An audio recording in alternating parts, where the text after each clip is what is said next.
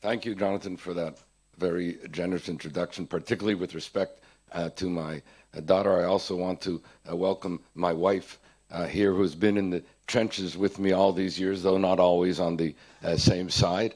And my son, who's a student here in the graduate program of Counter-Terrorism at the IDC. So I have a real connection with the IDC, which goes back to its founding, and this being the 16th anniversary of these exemplary international conferences. And so I want to commend Boaz Ganor, yourself, Jonathan, of course, President Reichman, and all those associated with the very compelling work that is done here and that has international resonance.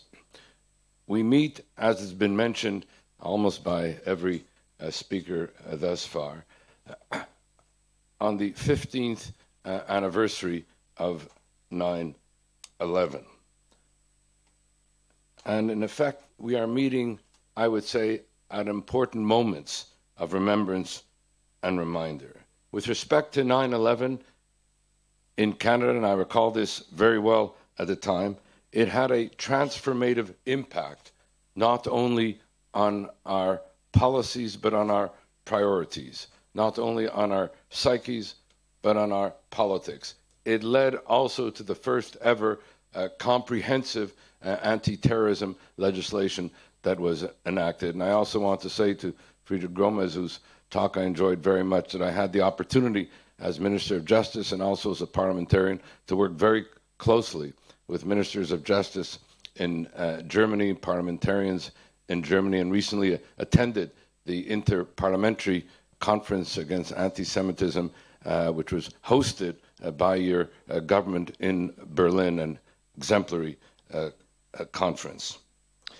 But it is less well known that we meet also, or not sometimes even recalled, that we are meeting also on the 15th anniversary of the Durban Conference in Durban, South Africa at the time. A World Conference Against Racism, as it was initially held out to be, which turned into a conference of racism and hate against Israel and the Jewish people. A conference which became, and I say this as somebody who was part of the Canadian parliamentary delegation to that conference, a conference which became a tipping point for the new anti-Semitism, the blueprint of what has come to be known as delegitimization and relatedly the BDS, and where Israel was repeatedly referred to as the embodiment of all evil in the world today. Those of us who were there at Durban were forever impacted by this festival of hate. I can still hear the incantations, see the marches, where in the streets of Durban on a regular basis we heard the chanting that the struggle against racism in the 20th century required the dismantling of South Africa as an apartheid state, and the struggle against racism in the 21st century requires the dismantling of Israel as an apartheid state. And let there be no mistake about it. Apartheid is defined in international law as a crime against humanity.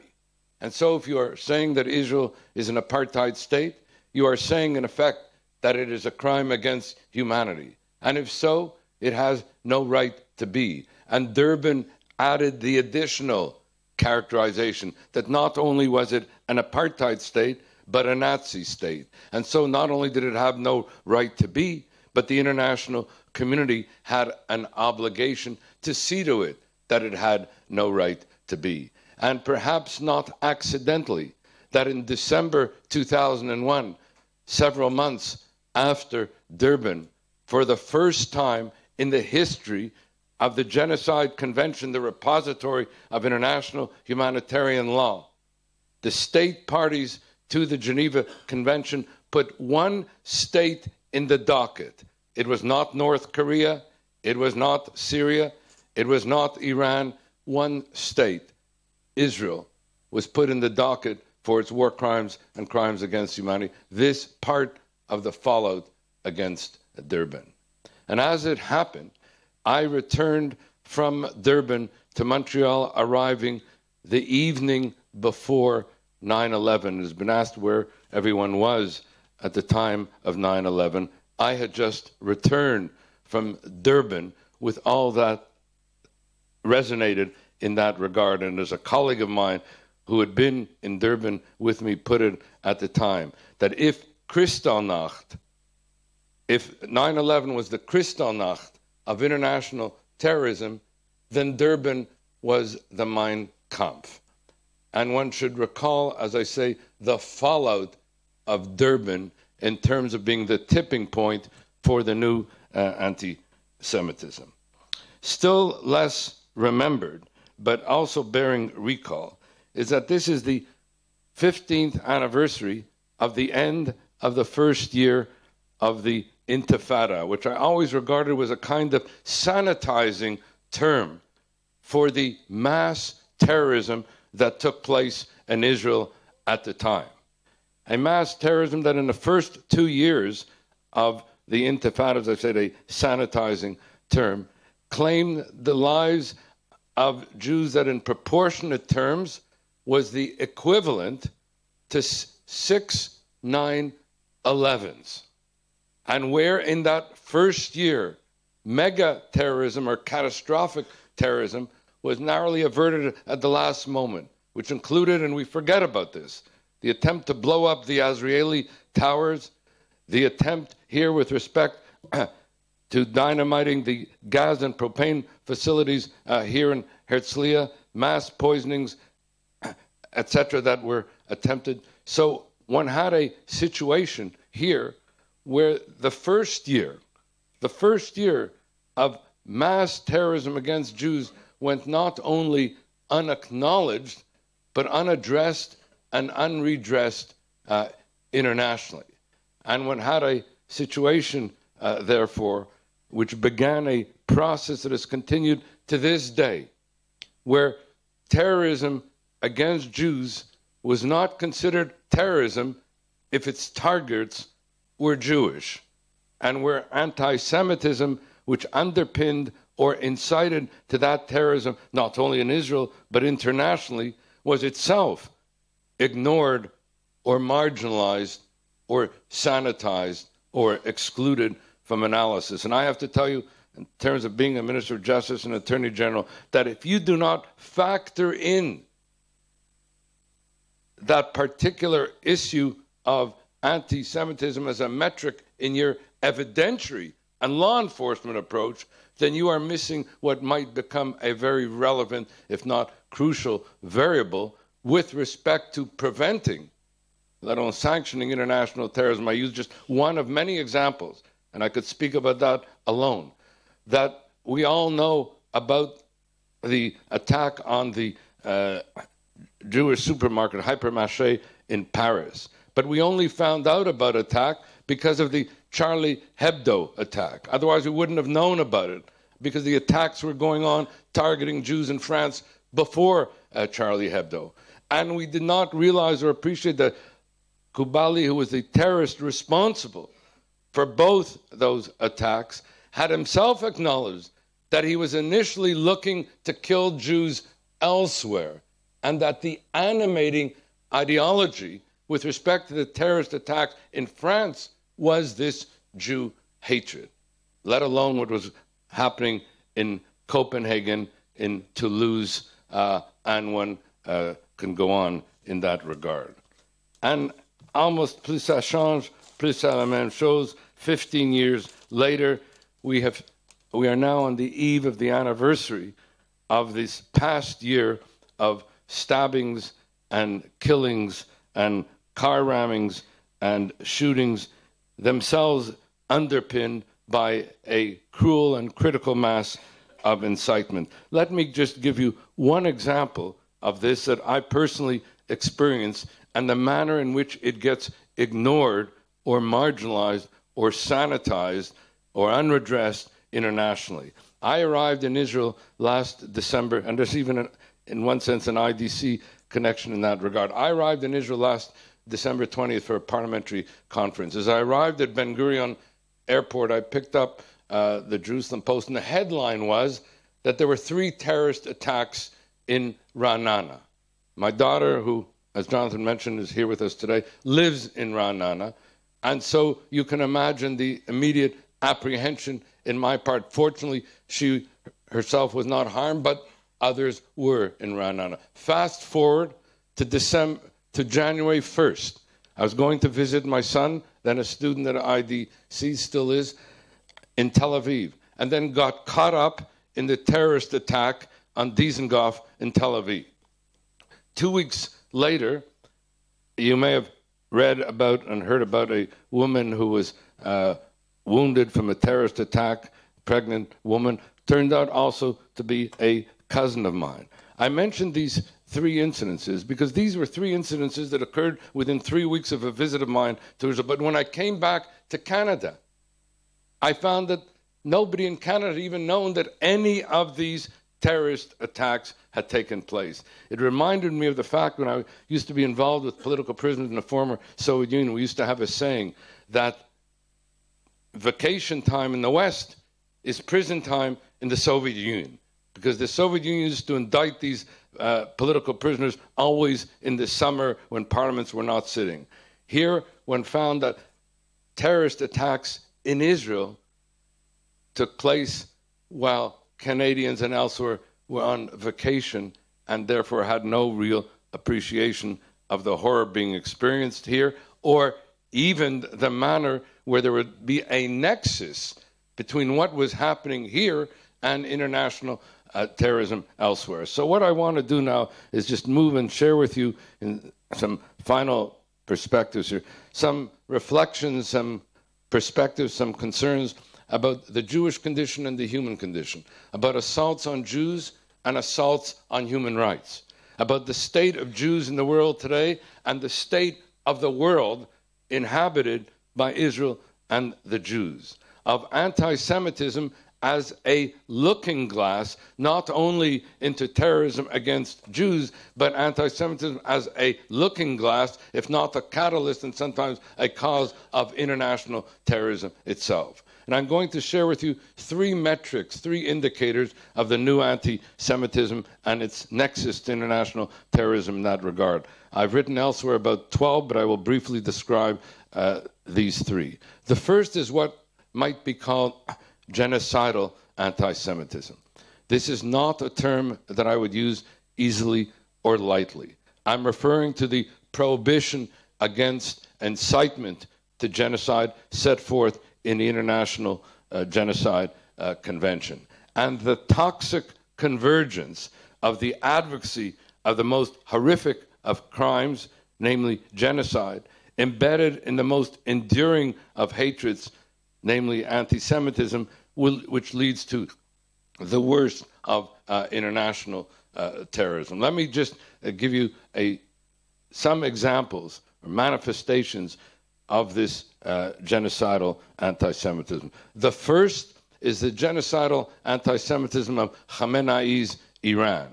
It's sometimes forgotten, if it was indeed ever known, that the 21st century began on January 3rd with the Supreme Ayatollah Khamenei saying that there can be no resolution of the Arab-Israeli conflict without the annihilation of the Jewish state. Didn't even use the euphemism of the Zionist regime, without the annihilation of the Jewish state.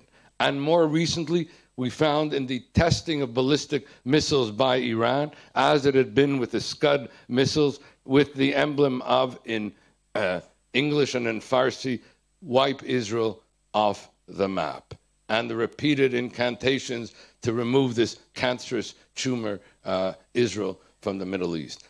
I mention all this because not only is this standing incitement to genocide itself a crime, and in fact the Supreme Court of Canada, in a case that I prosecuted against a Rwandan, held that the very incitement to genocide constitutes the crime, whether or not acts of genocide follow. An important and compelling juridical and judicial precedent, which we are avoiding at our peril in not holding Iran, for example, to account for its state-sanctioned incitement to genocide, and where we ignore the fact that this same genocidal anti-Semitism is finding expression in a country's leadership where that country is the leading state sponsor of international terrorism, and where it is sometimes forgotten but proven in judicial proceedings that Iran itself was implicated in 9/11.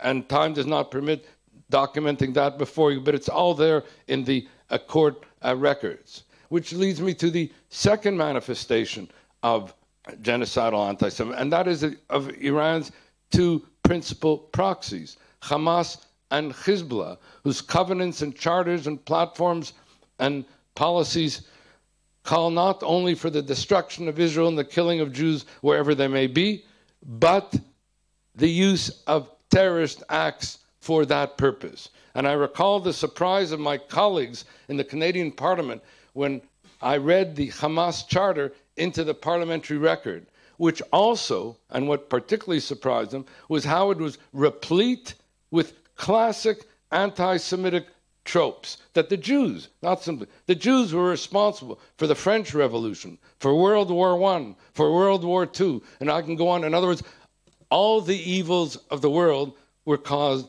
by the Jews. And this in the Hamas covenant, which carries out its litany of terrorist attacks inspired by that kind of anti-Semitic incitement. A third example is the execution writs or fatwas by radical Islamic imams and the like. Here too one can document it from Paris to Berlin, from Madrid to Istanbul, a series of public calls for the killing of Jews wherever they may be. A fourth is and we sometimes forget that within radical Islam, whether it be Daesh or whether it be Al-Qaeda, you have too these anti-Semitic incantations, which then find expression in international terrorism, as it sometimes said that while it may begin with Jews, it doesn't end with Jews. You have also the populist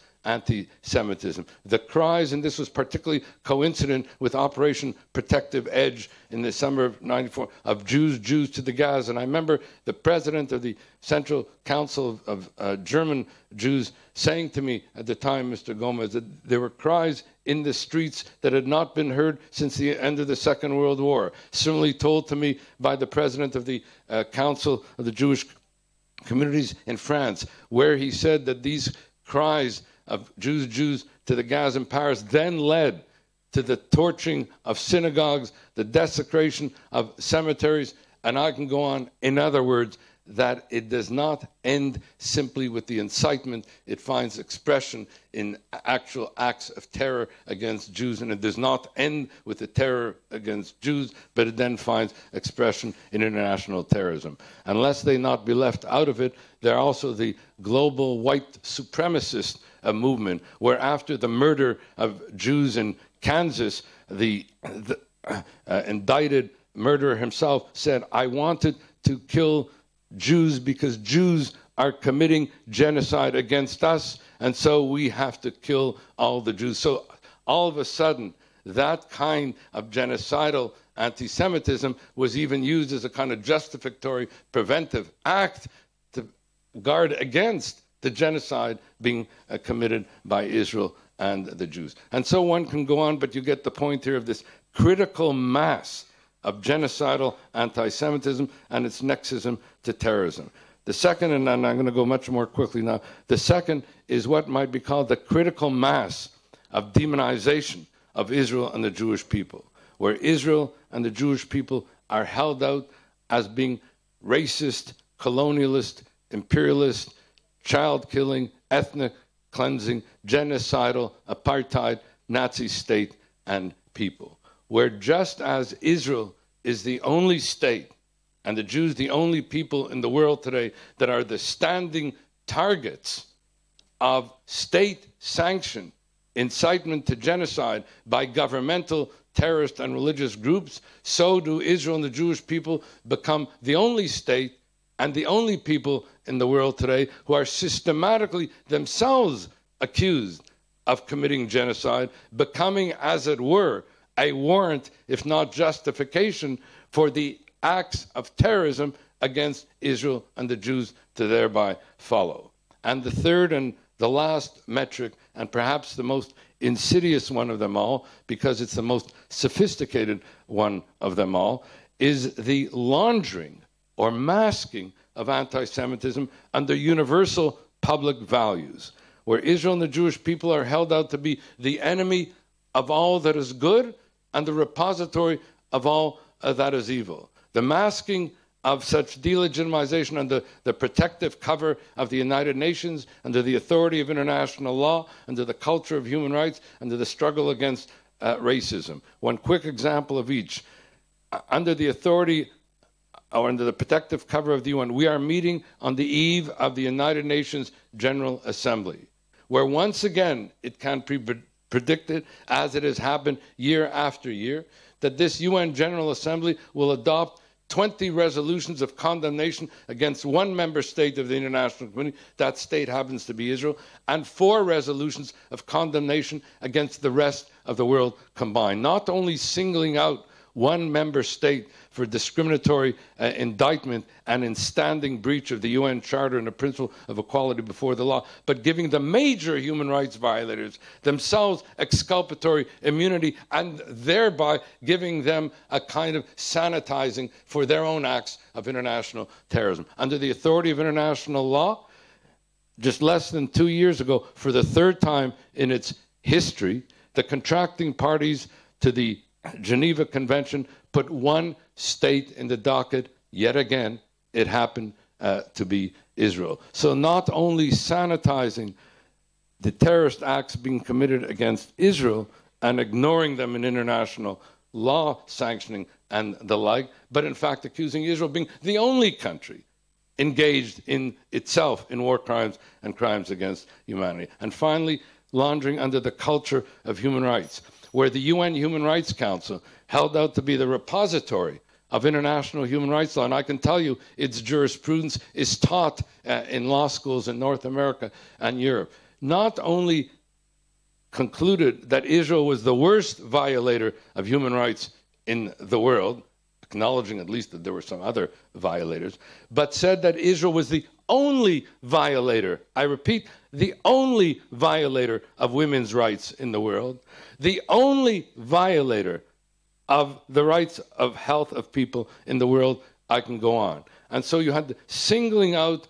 of one state to be under the auspices of the repository of human rights law in the UN to be, in effect, the embodiment of all evil, thereby giving justification and validity for that kind of anti-Semitism that I have been referring to and its nexus to international terrorism, and emboldening, therefore, the terrorists both within Israel and without. So let me conclude with just some one-line recommendations of what needs to be done. The first thing is, I think we need to get out of the docket of the accused, those who are seeking to speak to these issues of delegitimization. Because, you know, people will say, yeah, Israel should be delegitimated for everything that it's been doing. So if you speak about how these things are prejudicial to Israel, you're not going to be making a case that is necessarily going to be heard. What one has to say is that this laundering of delegitimization effectively undermines all the universal public values that presumably we in our common humanity care about. In other words, that it erodes the integrity of the United Nations, that it diminishes the authority of international law, that it corrupts the culture of human rights, that it shames and demeans the struggle against racism and the real struggle against the real apartheid. Maybe that might serve as a wake-up call for the international, not that it's prejudicial to Israel, but that it's prejudicial to all the things that they care about. A second thing, we need to sanction Iran for not only its state-sanctioned incitement to genocide, which, as I say, is a standing violation of international law. Yet not one state party in the international community has undertaken its legal responsibilities. My view is not a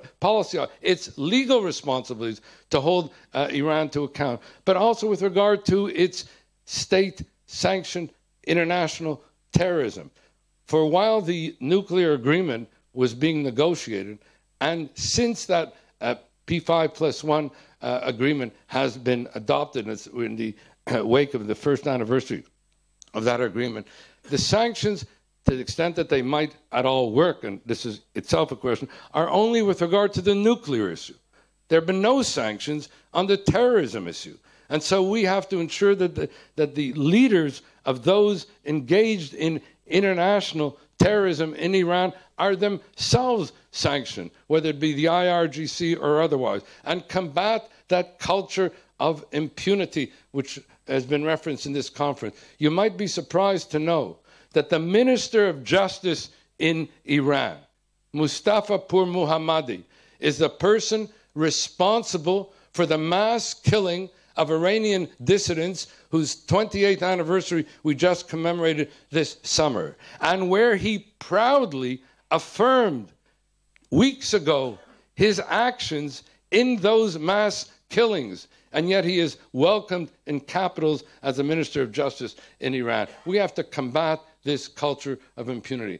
Finally, let me close with regard to parliamentary initiatives. I think we need to work within the various parliamentary fora, whether it be the OSCE or otherwise, and use as a template something that occurred in Canada, one of my own last acts as a member of Parliament, where the Canadian Parliament unanimously adopted a resolution condemning anti-Semitism, and I'll just close with just giving to you these, because I think this resolution can serve as a template for adoption by other parliaments elsewhere, and act also not only as an antidote to anti-Semitism, but as an antidote to the international terrorism which follows from it. The resolution number 1 condemned the alarming growth in global anti-Semitism and made the nexus to international terrorism following from it. Number 2, it said that the combating of anti-Semitism should be a priority both in domestic policy and foreign policy. And finally, it said, and I'm abstracting from the Ottawa Parliamentary Protocol to Combat Anti-Semitism, from which it excerpted the following. It said, criticizing Israel is not anti-Semitism, and saying so is wrong. But singling Israel out for differential and selective opprobrium and indictment, denying Israel's right to exist, let alone calling for Israel's destruction, is hateful and discriminatory and anti-Semitic, and not saying so is dishonest. I commend this to you not only because it is a Canadian template, but because I believe and hope that it could become an international template. And let us remember that at the end of the day, the pursuit of international justice will in fact endure and will be won. Thank you.